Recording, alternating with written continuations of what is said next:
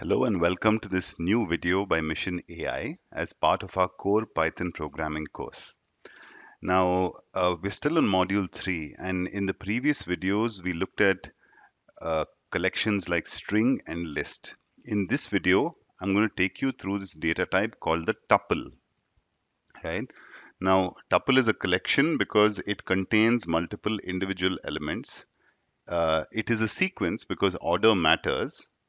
But remember one thing, the difference between a list and a tuple really is that a tuple is immutable, while a list is mutable. That is, you can change the list after creating it. You can add elements, you can remove elements, you can modify existing elements, and so on, right? But with a tuple, once you create it, it's immutable. So that's literally the only difference, major difference between a tuple and a list. And just like a list, a tuple can also have heterogeneous items.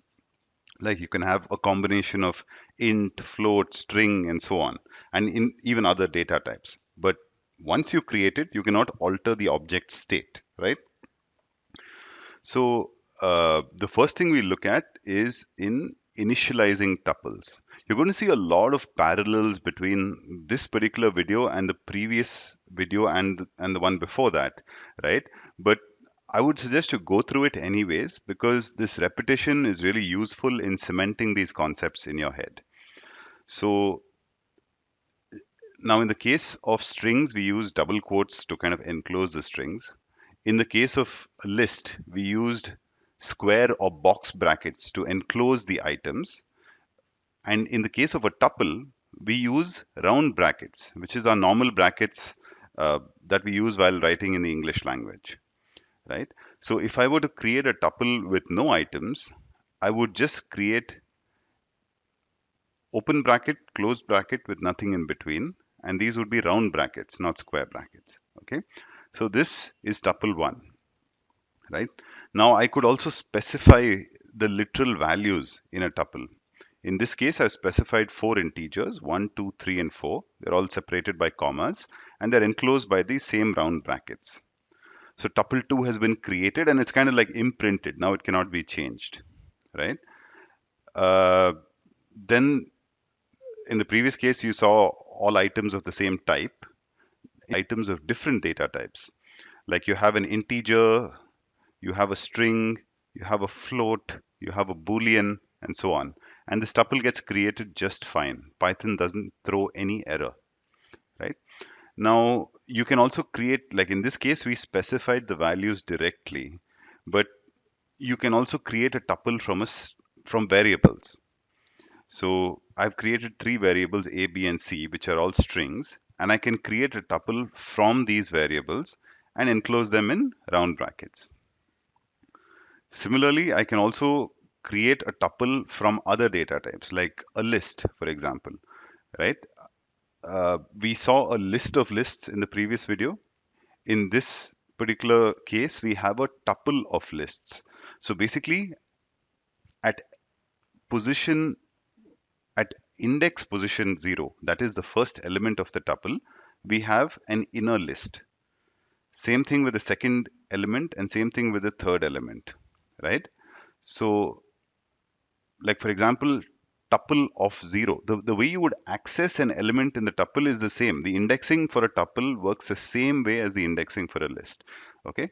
And it can have list items also inside the tuple. Now just like it can have list items inside, it can also have other tuples inside. Like this is a tuple of tuples, like a nested tuple, right? So the first element of the outer tuple is an inner tuple with the values 1 and 2. The second element is an inner tuple with the values 3 and 4. And the third element is an inner tuple with the values 5 and 6. And overall, the outer tuple has 3 elements. That is 3 tuples. And finally, just like we saw a list constructor function, we also have a tuple constructor function, right? In the first case, we are creating an empty tuple. In the second case, we are creating a tuple from a list. And in the third case, we're creating a tuple from a string. Now, in this particular case, what happens is every single character of the string becomes one element in the tuple. So I'll run these examples one by one to show you how exactly they work, right? So let me copy the entire bunch of code here and paste it in this cell right below. And I'm going to comment out the entire thing and then start running it one by one. Okay, so now we just create an empty tuple, right? Using round brackets. So if I run this, remember, control forward slash to comment, control forward slash again to uncomment, and control enter to run the cell. So I press control enter, and you can see that the cell is in focus and it's shown the output below, which is nothing but an empty tuple. So we initialized an empty tuple and we printed it out, and that's what shows here at the bottom, right? Now let's move on to the next example where we are creating a tuple with the item specified. So in this case, it's literal values, like we're supplying the values 1, 2, 3, and 4 while creating the tuple. So if I run it now, you can see that a new tuple has been created with the values 1, 2, 3, 4, enclosed in round brackets. And these were all homogeneous items. They were all integers. Now let's look at the third example where we have heterogeneous items, right? Which basically means multiple items of different data types. We have int, string, boolean, float, and so on. So let's run this now. You can see the new tuple has been created successfully with all these different data type elements. Now, let's look at how to create a tuple from variables, right? So in this case, we've predefined three variables, A, B, and C, each containing a string value, and we're constructing a tuple from these three variables, right? And all we're doing is we're comma separating them. So ideally, tuple 4 should have three elements, X, Y, and Z. So if I run the cell now, you'll see that this tuple has three elements, X, Y, and Z.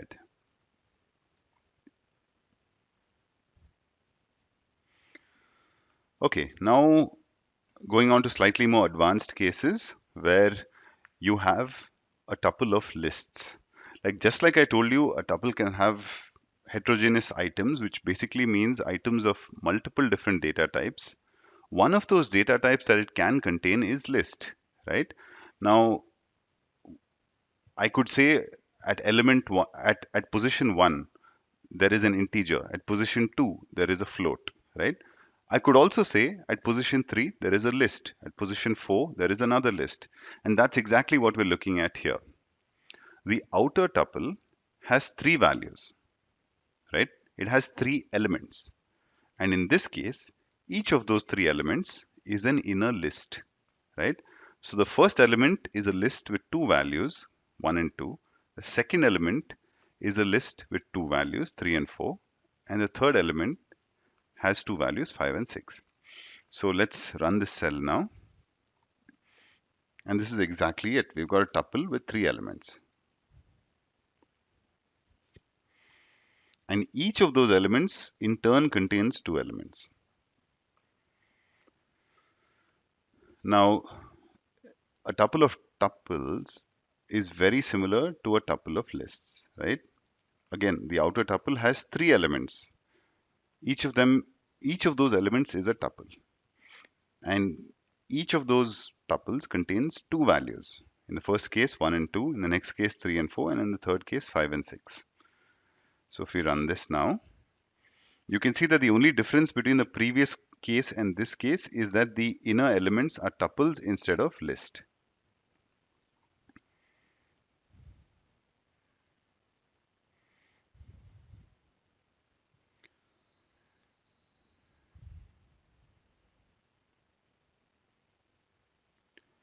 So moving on to the next example. In this case, we're using the tuple constructor function, right? Like what is a constructor? It's a function that's used to create an object of a certain class type. In this case, the class type is tuple, right? So in the first case, we are creating an empty tuple object. In the second case, we are creating a tuple with 4 elements, right? The elements of the list become the elements of the tuple. And finally, when we pass a string, each character of the string becomes one element of the tuple. So let's run this. You can see that each element of the list has now become an element of the new tuple. In the first case, there was an empty tuple. And in this case, each element of the string, each character has become an element of the tuple.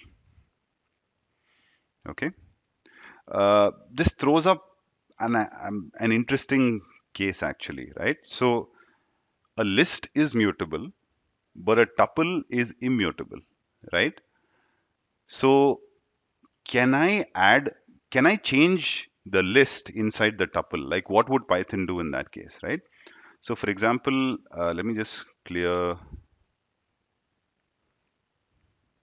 what examples I've already run, right? And I'm going to show you this example. So let's say tuple equal to t, and let's say it contains 2 lists, right? 1 comma 2 and 5 comma 6. So each of these lists has 2 values. Now, can I change the value of the list? Because the list is mutable, but the tuple is immutable. So let's see what happens. So how do I access? I'll get into this in a little more advanced way later, but how do I access the element at index position 0? I say t of 0 in box brackets. Let me just print that. Say 1 comma 2. So if I try to change that t of 0 now, and in that list I want to change the first value from 1 to 3, let's say. Let's see if Python lets me do it. So if I say enter here and then say print t again, it lets me do it, right? So in a sense, what Python's doing is, it's like I cannot modify any tuple value directly, right? But if I'm modifying the element inside and that itself is mutable, then Python's fine with it. So for example, if I were to just try and say, let me replace that list with just a string, right? So let me say this 1 comma 2, let me replace it with a string called test. So let me say t of 0 equal to test, then print t. Here's where Python throws an error because I'm directly trying to modify the tuple, right? But in this case, I'm modifying the element inside the tuple and not the tuple directly. So Python allows it. It's a little complicated, but just remember that I cannot directly modify the value of a tuple, right? So let me just cut out this part now and run it again, and it runs fine. So in this case, I'm just modifying the list element inside the tuple and not the tuple directly. So let's run a few examples now. First case, create an empty tuple. So t equal to no elements enclosed by round brackets.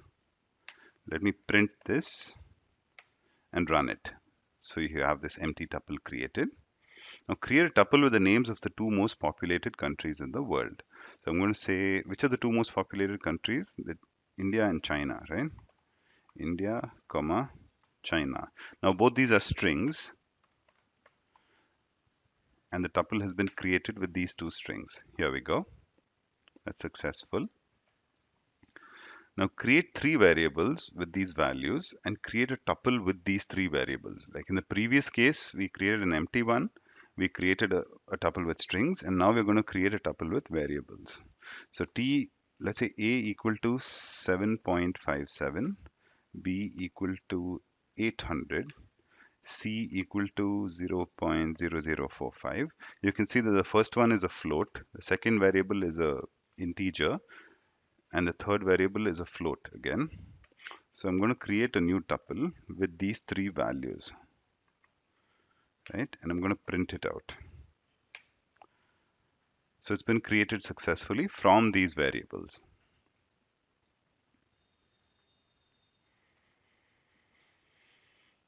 Now create a tuple containing three tuples. So it's like a tuple of tuples, right? So I'm going to copy these values and I'm going to say t equal to open and close brackets, and inside that I'm going to enter these three tuple values, these three elements. So think about it. Outer tuple contains three elements, each of which is a tuple. And each inner tuple contains two elements, one of which is a string and one of which is an integer. So let's print this out. Here we go. We have a tuple of tuples. Create a tuple containing all the characters in the string hello world. So t equal to, I'm going to use the tuple constructor here to convert that string, which is an iterable, to individual elements of a tuple. So I'm going to say hello world, hello world. Here we go. And print t, right? It has these characters in the exact order that we specified, and space is also included. And each of these are individual elements, remember that. Create tuple from the list 100, 200, 300, 400, 500, right? So let me just say either I can specify the list directly or I can like pass a list variable to the tuple constructor, right? So I'll just pass the list directly. So I can say t equal to tuple of 100, 200, 300, 400, 500 and print t. So in a sense, just remember that I'm taking the elements out and putting it into a new tuple. I'm not just saying I'll have a new tuple with one value, which is a list, right? I'm saying I'm taking each element out and putting it into a new tuple. Here we go. We have a tuple with 5 elements, which were the 5 elements that were contained in the list. Now we kind of briefly touched upon this concept of immutability of tuples, right? Which was that let's say I have a tuple 1 with 3 values, alpha, beta, gamma, which are all strings, right? So if I access, and this is access using indexing, which I'll cover next, right? But if I were to access the first element of the tuple, I would say t1 of 0, with 0 being in box brackets. And let's say I would assign it the value phi, right? This will throw a value, this will throw a type error because I'm directly trying to modify the tuple and the tuple is immutable. So let me just run this, and what I'll do is I'll just insert, wait, let me just insert a new cell below, right? I'll paste this code. Let me run it. And it throws a type error, right? Because this object, which is the tuple, does not support this item assignment, right? But let's say instead that this was a list, right? With, and I've told you it's heterogeneous, so I can have a list and strings. So 1, 2, 3. Let's say my first element of the tuple is a list with 3 values, and the second and third elements are strings, right? So I can indirectly kind of modify the tuple by modifying the list, but I cannot like directly modify the tuple. So if I were to say t1 of 0 of, uh, let's say I want to change the second element equal to phi, then I'll print t underscore 1. So what do I get in this case? So the first element of this inner list stays as is. The second element becomes phi, which is what we're modifying here, and everything else stays as is. But the most important thing is Python will not throw an error in this case. You can see it's become 1, phi, 3. So as long as I'm not directly modifying the tuple, it's okay. But if I am directly referring to a tuple element and trying to modify it, Python throws an error. So for all intents and purposes, a tuple is immutable. You use them in cases where you don't want to modify them. If you feel like modifications are required, use a list instead. So let's run this exercise now. create a tuple with 4 values, north, south, east, west. I'm going to copy those. I'm going to say t equal to open and close round brackets, paste these values inside. Now try to change the second element to southwest. Is it possible? We've already seen in the previous example that it's not possible because in this case I'm directly trying to modify the tuple and it's immutable. So it's an unsupported operation. So t of 1 equal to southwest, which is what it's asking me to do, right? Let's see if it's allowed. No, it's not allowed. It does not support item assignment, which is what we're trying to do here, right? So it's not possible basically. Answer, not possible. So let me just move on to the next part of it. And this is something that's familiar to you already because we've covered the exact same concepts under string and list, which is tuples as a sequence. Uh, we know that tuples kind of preserve the order in which like the items were created, right? So the item in the first position will continue to stay in the first position. So if you have a tuple of length n, right, then the it has an index, right? And the index runs from 0 to n minus 1. So the element at position 1 has index 0, element at position 2 has index 1, and goes on like that till the element at position n minus 1, right? That is the nth, the last element has an index of n minus 1. So we're using the exact same example, but in this case, it's a tuple and not a list.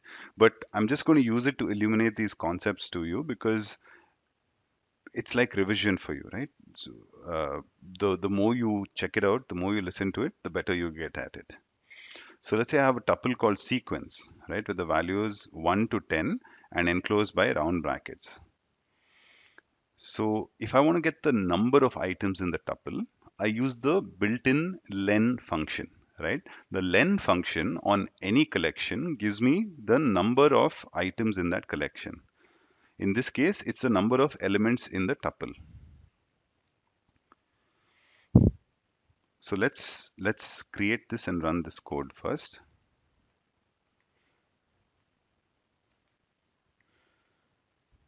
So let me run this cell.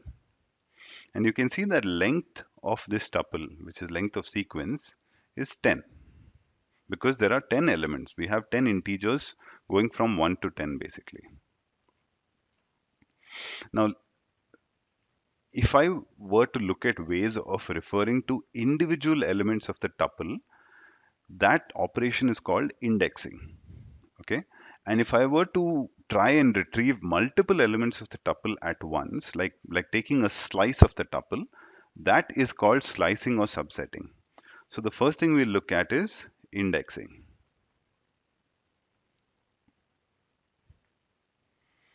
So let me just paste it below here. Now, remember, I told you for a tuple of length n, the index runs from 0 to n minus 1, right? It's a zero-based index. So how do I get the first element of that tuple? I would obviously use sequence of 0, right, in box brackets. And I told you, like indexing in tuples is the exact same, has the exact same syntax as indexing in lists, right? So we'd use box brackets to access an element at a certain index position. So to get the first element, I would say sequence of 0, with 0 being in box brackets. So this returns the first element of the tuple. If I were to get the sixth element, for example, then I would pass the index value as 6 minus 1, which is 5. So I would say print sequence of 5. Now, I told you the last element of the tuple has index position n minus 1, where n is the length of the string, right? So how would I specify n minus 1 over here? It will be len of sequence minus 1. And remember, len is a built-in function and not a method. So you always say function and then pass the object to it. So len of sequence minus 1 is basically Rn minus 1, right? So we are saying sequence of n minus 1, which basically gives us the last item. Now, this is a more like verbose way of writing it. And Python obviously has a simpler way to write it. And for that, we use this thing called negative indexing, right? Where you start from, like, basically, if you say minus 1, it means that it's the last element.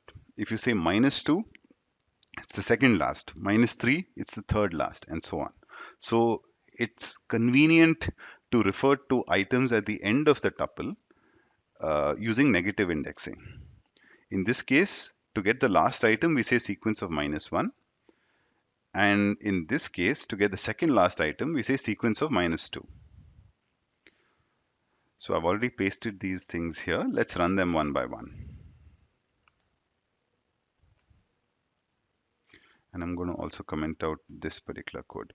So the first thing I want is the first element, right, which is 1. So let me run that. And it's correct. It's given me the value 1. So I just need to say sequence of 0 because it's a 0-based index. And it gives me the first element. Similarly, if I want to get the sixth element, I say sequence of 5. Run it. And that's the value we get. If I want to get the last item, I can say sequence of n minus 1, where n is the length of the string, right? And we already saw how to get the length of the string here, len of sequence. So len of sequence minus 1 gives us n minus 1, and then we pass that index to the sequence tuple. So the last element of the tuple is 10, which is exactly what we get. Now I told you Python has negative indexing, which makes it easier to refer to elements at the end of the tuple, right? So sequence of minus 1 gives us the same result as the previous operation, which is the last element of the tuple. And sequence of minus 2 gives us the second last element, which is 9, which is what we got here.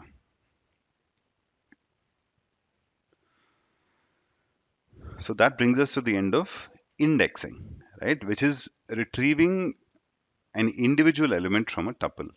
Now, in the case of lists, we saw that in addition to retrieving an element, we could also like use the assignment operator, which is equals, and like modify a value in the list, right?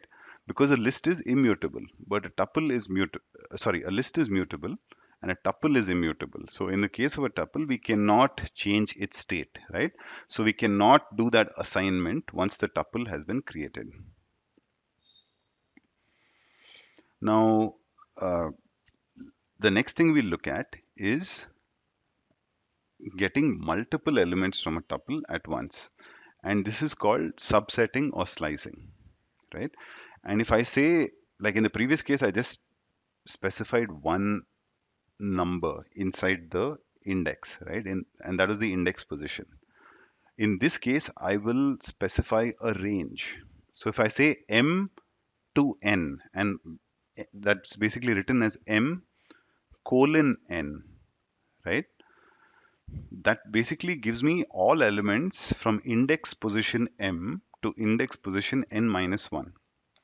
So if I say tuple of 1 to 7, it gives me all elements from index position 1 to index position 6, that is 7 minus 1 basically. And index position 1 to index position 6 is nothing but the second element to the seventh element. So let's look at these examples here. Sequence of 0 to 2. Remember, m to n gives us index positions m to n minus 1. So 0 to 2 will give us index position 0 to 2 minus 1. That's 0 to 1, right? So that is elements at position 0 and element at position 1. So it gives us the first two items in the tuple. And 0 is a bit redundant to say on the left side of this range, right? Like I might as well not say anything, and it's just a simpler way to write. So instead of saying 0 to 2, I can just say sequence colon 2. And Python understands that on the left side of this colon, there should be a 0. Now, if I wanted to get three items with indexes 5, 6, and 7, That is basically, while talking in plain English, is the sixth, the seventh, and the eighth item of the tuple. Then I would say sequence of 5 to 8, right? That means index positions 5, 6, and 7, with 8 being excluded. Similarly, if I wanted, like in this case, you saw that I wanted the first n elements. Sometimes I might want the last n elements, right? So I would specify the starting point, and basically then it goes all the way to the end. Like in this case, I want everything except the first three items, right? So index positions 0, 1, and 2 are excluded. So I start from index position 3 and go all the way to the end. And the way I specify go all the way to the end is by leaving the right side of this colon empty. In the above case, I left the left side of it empty, which meant 0. In this case, I'm leaving the right side empty, which means all the way to the end. So sequence of 3 colon empty space gives us the elements of the tuple starting from index position 3 all the way to the end. Now, a way to kind of get the entire tuple using slicing is to specify nothing on the left or the right side of the colon. So in a sense, I'm saying return from 0 to the end, which is basically the entire tuple. And finally, so we've looked at the start of the range and we've looked at the end of the range in subsetting, but there's also this thing called a step value, right? And that tells us like how we're going to skip elements in between. So if I want every second character, then I would specify another colon followed by a 2. And this 2 is a step value. So it basically says every second character. If I wanted every third character, I would specify the step value as 3.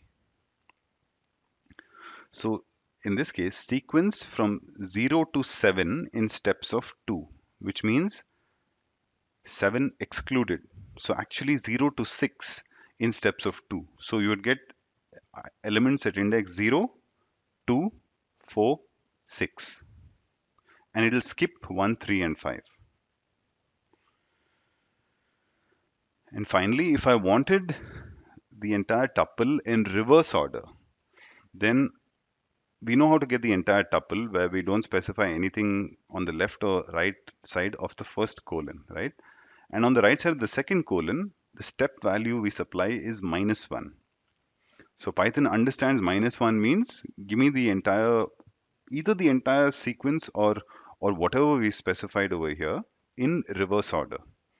So in this case, I have not specified anything here as a start and end value, right? But I could also specify a start and end value if I wanted. Now let's copy these statements and run them one by one so you get a better idea.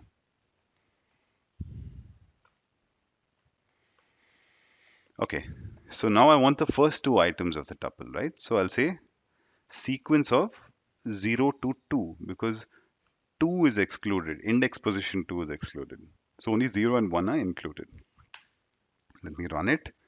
And there you go. We have a tuple with two values, 1 and 2, which are the first two items of the tuple. And another way to run it, which is slightly more efficient, is don't need to mention the 0. It's implied, right? Just mention the 2. Get the exact same answer as above. Now,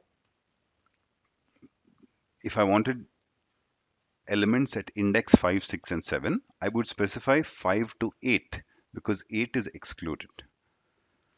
So if I run this, elements at positions 5, 6, and 7 means 6th, 7th, and 8th items, which are 6, 7, and 8, and that's what we get over here.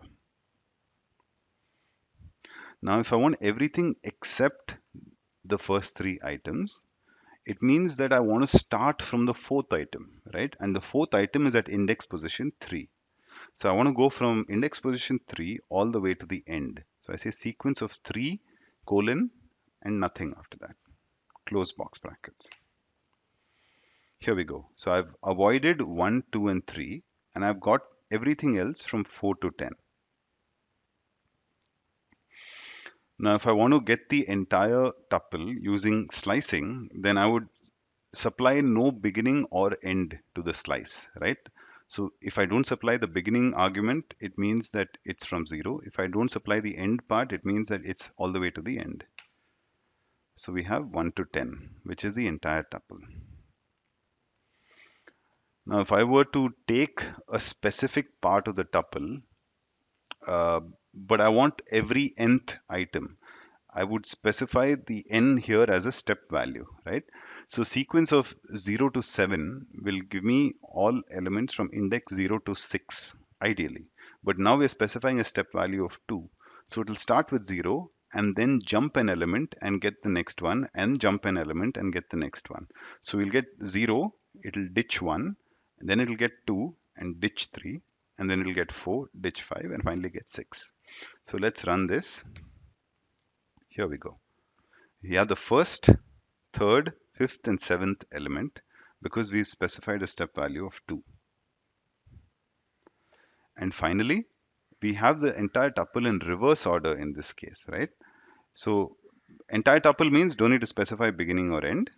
And reverse order means you specify the step value of -1. So you can see that it now runs from 10 to 1.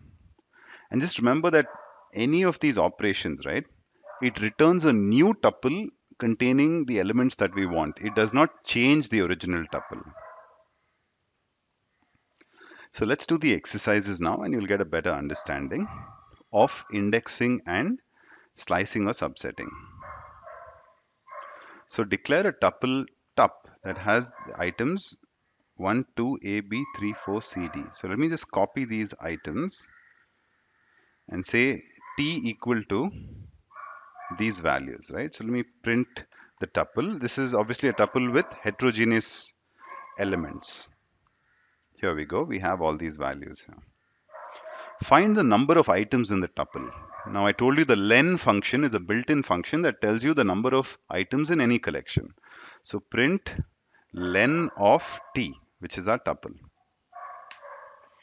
And the length is 8, right? So we have 8 elements here. What is the second item in the tuple? Now we know that second item the index will be n minus 1. So in this case it's 2 minus 1, which is 1. So print t of, and in box brackets 1. The indexing, which is the accessing of elements, is very similar to that of lists. So the second element is 2, which is here. What is the third from last item in the tuple? So there's two ways of doing this. One is you can specify, so we know the last element is n minus 1. So second last would be n minus 2. Third last would be n minus 3, right? Or we can use negative indexing where we directly say t of minus 3. So let me show t of minus 3 first, which gives us the third last item in the tuple, which is 4, right? So D is last, C is second last, and 4 is third last. And the other way of saying it would be print of T of len of T minus 3, which is basically, instead of saying minus 3, I'm saying n minus 3 here. Both give the same value, 4. Print out the first 4 items of the tuple. So we can say 0 to 4, right? So it will give us items at index position 0, 1, 2, 3. So print T of 0 to 4 because 4 is excluded. And remember, these are index positions. So if I run it, I get 1, 2, A, B, which are the first 4 elements of the tuple. And another way to write this, which is like simpler and more concise, is I avoid writing the 0. So I get the same thing here. Now print out the part of the tuple from the 4th item to the 7th item included, right? Now 4th item is at which index position? 3. 7th item is at which index position? 6, right? So I want index positions 3, 4, 5, 6, which means I need to specify 3 to 7 because 7 will be excluded. T of 3 to 7. So that's basically telling Python exclude 7 and give me elements from index positions 3, 4, 5, 6. Let me run this using Control Enter, and I have B, 3, 4, C. Let's see if that's correct. Third item is B, then 3, 4, and C, which is the seventh item, and all these are included, which is exactly the answer I wanted. B, 3, 4, C. Now print out the entire tuple without the first 4 items. So I want to avoid the first 4 items and start from the 5th item all the way to the end. Now, what is the index of the 5th item? It's 4, right? So I'll say print of T of 4 to the end. Say enter, and that's exactly what I have. So by not specifying this value to the right of the colon, I'm basically saying go all the way to the end. Now print out every third item in the tuple starting with the first item.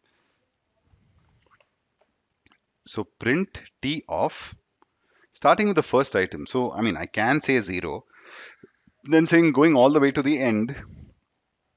So I specify nothing, and then I finally specify the step value, which is 3, right? And that will give me every third item. So it gives me 1, B, and C. Let me explain how this happens. So first item is 1, right? Then it skips 2 and 3. 2 and A. Then the next element it picks is B. So right now it's picked 1 and B. Then it skips 2 more elements, and then finally it picks C and skips D, right? So 1, B, and C are picked, which is what we have over here. And here I can just avoid this 0 because it's implicit and run it again, and I get the same thing. Now print out the tuple in reverse order. So I would just say print T of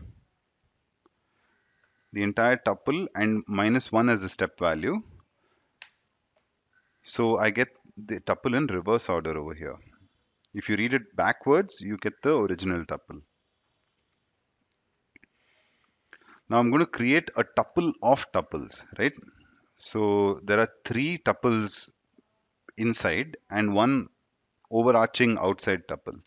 So I say T equal to open and close brackets and these 3 values which I copied from here. So you can see that the outer tuple has 3 elements, right? Each of which is a tuple. And each of those inner tuples have 2 elements, one of which is a string and the other one is a float. So what is the first item inside the second item of the tuple, right? So, and when I say of the tuple, I say the outer tuple. So what is the second item of the outer tuple? T of 1. And what is the first item inside of that? China. So I'm going to say print T of 1, which is the second element, of 0, which is the first item inside that second element. Let me run it, and this is what I get, China, right? So by saying T of 1, I'm getting the second element of the outer tuple, which is this inner tuple. And by subsetting that with 0, or indexing that with 0, I'm getting the first inner element of that inner tuple. Now, what is the second item inside the last item of the outer tuple? So what is the last item of the outer tuple? How do I refer to it? T of -1, right? So that gives me the last item. And if I want the second item inside that, I do that result of 1, which is index position 1 basically. So print T of -1, which is the last item of the outer tuple. And then I index that with 0, which gives me the first element inside that inner tuple. And that gives me USA. or actually in this case, I want the second item, right? So I'm going to change this from 0 to 1, and that should give me 0.35, which is what I get here.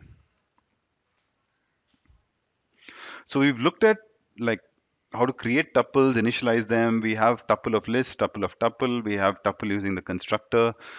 We've also seen indexing and slicing subsetting. Now we're going to go on to some tuple methods to process or to generate tuples, right? And this is again very similar to this section in lists, but this is a good refresher for you in case you haven't gone through that. Uh, it just clarifies the concepts a lot better, right? Now we know that len gives us the number of items in the tuple. So if I have a tuple with 5 elements, 10, 20, 30, 40, 20, I say len of m. Remember, that's the difference between a built-in function and a method. For a built-in function, I would say len of m. For a method, I would say m.len, right? Because a method belongs to an object. So you have to access it through the object. But for a built-in function, it's already there from Python. So it's not specific to any object. Now, the index function basically gives us the index position of the first occurrence of this item. Like we have this 10, 20, 30, 40, 20, right? So we can see that 20 is repeated uh, twice. So if I say m dot, now this is a method, m dot index. So I'm accessing the index method of the object called m, which is a tuple. M dot index of 20 gives me the first instance, the index position of the first instance of the value 20. In this case, the first instance is the second position, which is index 1, right? So it returns 1. Now, if I say index of 25, which is not present in this tuple, then it throws an error, right? So if you're using the index function, there's two ways of being safe about it, right? One of them is using the in keyword, which we'll get to next, to test for presence, after which you can then get the index. The other way is to just use a exception handling mechanism using try and except, which we'll cover in later modules. So you've seen what the index function does. Now let's move on to the count method, right? So count basically tells you, as the name suggests, how many instances of this item are present in the tuple. So we have the same tuple here, which is m. If we say count of 20, Python looks through this entire tuple. It finds two instances with the where 20 is present, here and here, and it returns the value 2, right? And if we look for the value 25, Python looks through this entire tuple. It does not find a single match, so it returns the value 0. So index returns the index position of the first occurrence of the value. Count returns the number of times that value occurs in the tuple. Now we've seen one built-in function, which is len, right? We also have max and min, which are built-in functions. Now the list should have, sorry, the tuple should only have numeric values for this, right? So let's say I have these 5 values in my tuple, right? So the max, it's a built-in function. So I say max of m. And the max value here is obviously 40.5. And min of m will give me the minimum value of the tuple, which is 10. Now we looked at these two important uh, functions as part of lists, but they would belong equally in this tutorial on tuples, right? They're the enumerate and zip functions. Now, enumerate, as the name suggests, basically gives you more details about a tuple, right? Like enumerate something means tell me more about it or expand on it. So if I say I have a tuple called C with values 15, 25, 35, enumerate of that basically tells me at index position 0, I have the value 15. At index position 1, I have the value 25. And at index position 2, I have the value 35. So in a sense, I'm creating these pairs where each pair has the index and the value at that index position. So enumerate returns an enumerate object, which is like a iterator, and then you pass that to the tuple constructor to make it a tuple, right? So it returns index value pairs for each item in the tuple.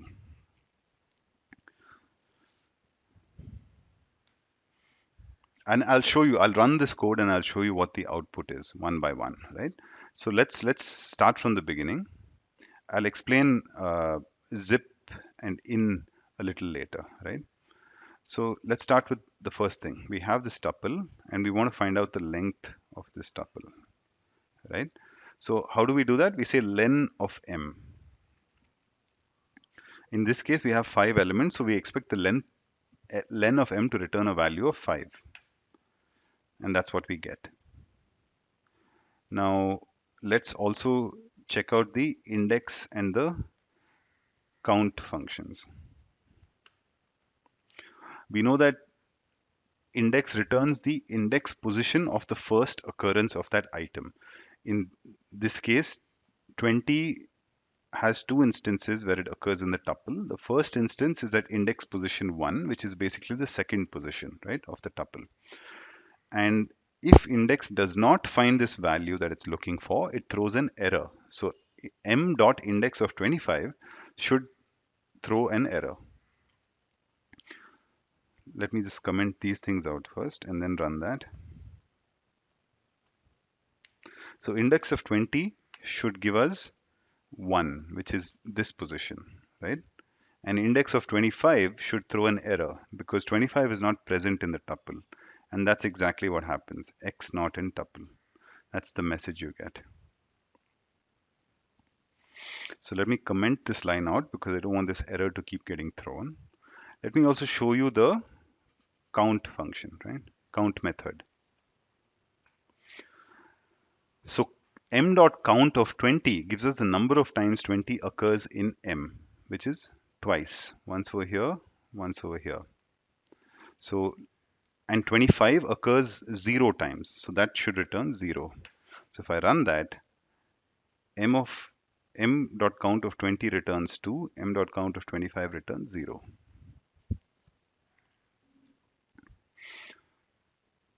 So we were also going to look at max and min. And these are built-in functions. Max returns the maximum value in the tuple, and min returns the minimum value in the tuple, and the tuple should only contain numeric values, right?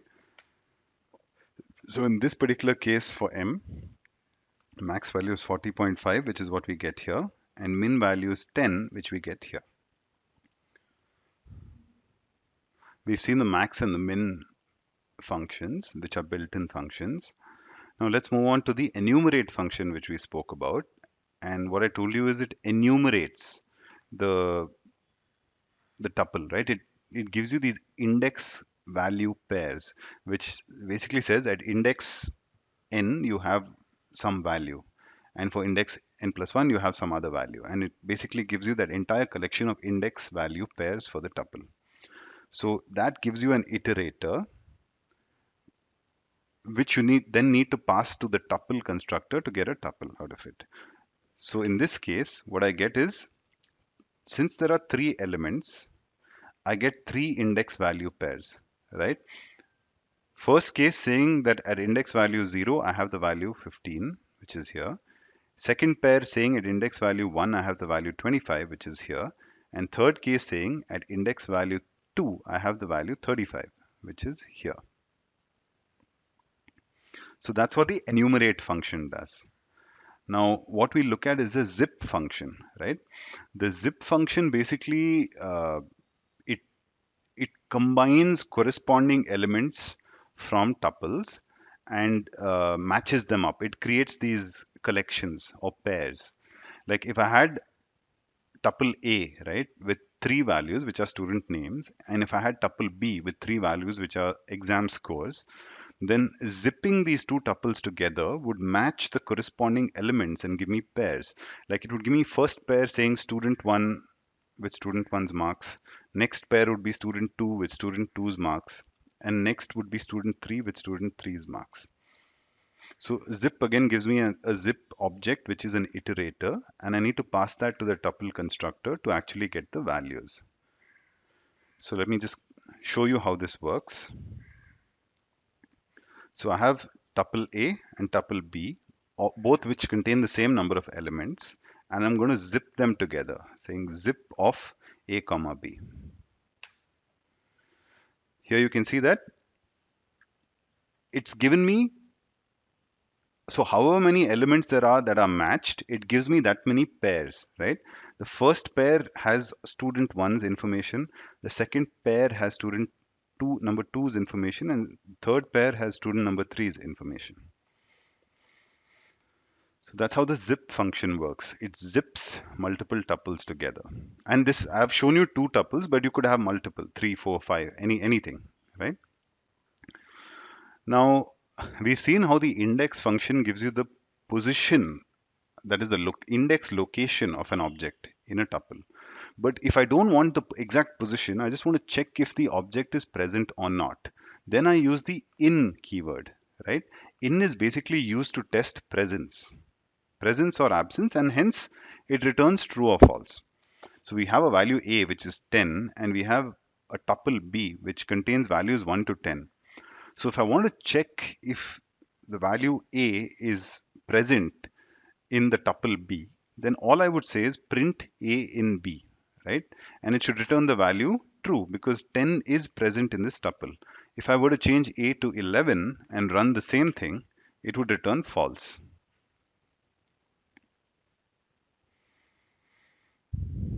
And uh, just like you can create a tuple from variables, you can also assign variables to individual values of a tuple. Like over here, we have x, y, and z, three variables, and we have a tuple with three values, 100, 200, and 300.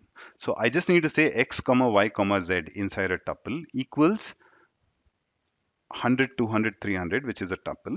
Then these values get mapped individually, like x gets mapped to 100, y gets mapped to 200, z gets mapped to 300. And then I can perform some computation like x plus y plus z just to show you that it works. So if I run this, I can see that, and I can also like print them out individually, right? Print x comma y comma z. So it prints each of them individually, and it prints the sum of them also. So each of them is 100, 200, 300, which is how we assign them here. And then we have the sum of them, which is 600, which gets printed here. So uh, we've seen all these multiple methods and built-in functions and keywords that we can use to process and do computations on tuples with. So let's do some exercises now. Create a tuple with these values, right? So I'm just going to copy these values. We're going to say t equal to open and close round brackets and all these different values. How many items in the tuple? So I'm going to say print len of t, which gives us the length of the tuple t. And that should be 5, which is exactly our answer. Print out the max and min values in the tuple. Again, this tuple contains entirely numerical values, so we can perform max and min, and they are also built-in functions. So just like len, we'll say max of t and min of t. And we can do that in the same print statement. So print max of t, comma min of t. So the max is 500 and the min is 0.4, which is this value. Now, how many occurrences of the item 200 are in this particular tuple, right? So I'll say this is the tuple that I want to check out. I can either say tuple dot count because I want to check out number of occurrences, or I can create a variable with this tuple and then say variable name dot count. In this case, I'll just say tuple dot count, and I want to check for 200, right? It says 3. There are 3 occurrences. There's the first one here, second one here, and the third one here. So there are three occurrences of the item 200 in this tuple. The other way would have been, say, I take this and put it in a variable, t equal to this, and then I say t dot count, right? And it will give me the same thing, which is 3. What is the position of the first occurrence of 200 in the tuple? We already know that there are three occurrences. What is the position of the first occurrence? So I can say, in this case, I'm going to use the index method, right? So print t dot index of 200. And it should give me 1 because the first occurrence is on the second position, which is index position 1. Now, if I had supplied a value that wasn't present in this tuple, then it would have thrown an error, this index method. Moving on to the next exercise. Create a tuple with the items alpha, beta, gamma. Create a list of tuples containing each item along with its index. So I'm looking to create index value pairs. So what do I use for that? I use the enumerate function, right? Enumerate method.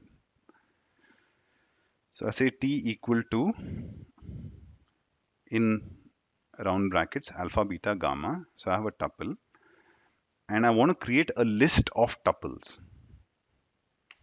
So print, I've told you about the enumerate object, and that returns an iterator, right, with these index value pairs. And these index value pairs are in the form of tuples. And I want my final output to be a list. So I'll just pass this enumerate object to a list constructor. So enumerate of t will give me these index value pairs, and then I pass that to the list function to get the list of tuples, which is what I get here. A list of tuples with index value pairs. Moving on, create a tuple student with these three values. So basically there are three students, right? So student equal to a tuple with these three values. Create a tuple called attendance with these three values. And these are strings basically. Attendance equal to another tuple with these three values. Now I want to create a tuple called exam score with the exam scores for each of these students.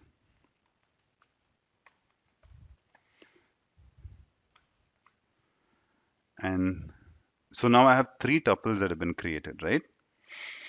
Now I want to create individual tuples containing student name, attendance, and exam scores for all students. So in a sense, I want to kind of combine like vertically this information, right? So whatever information is corresponding to student 1 in attendance and exam score, I want it all together. So I will use a zip function.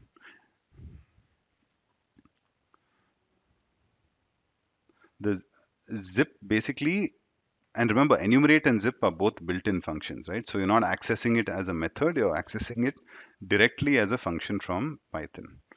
So print of either tuple or, let's say tuple in this case, zip. And what am I zipping together? I'm zipping student, attendance, and exam score, right? These three tuples I'm zipping together and then creating an outer tuple with it. Here we go. So student 1 has attendance 75% and exam score 87.3. Student 2 has attendance 80% and exam score 90.5. Student 3 has attendance of 95 and a exam score of 74. That's what zip does, right? So you can already see like a lot of cases where it's practical. Like even for example, if you have different elements of customer information that are in different lists, you can just zip them all together to get individual tuples containing all the customer information.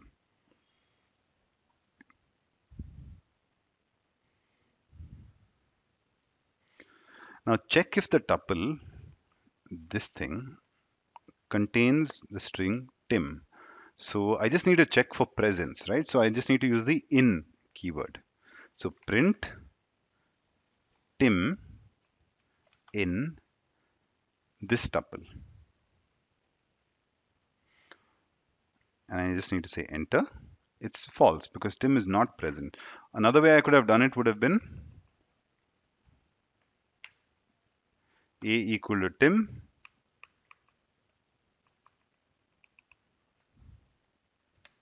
P equal to this tuple and say A in T, right? So it's false.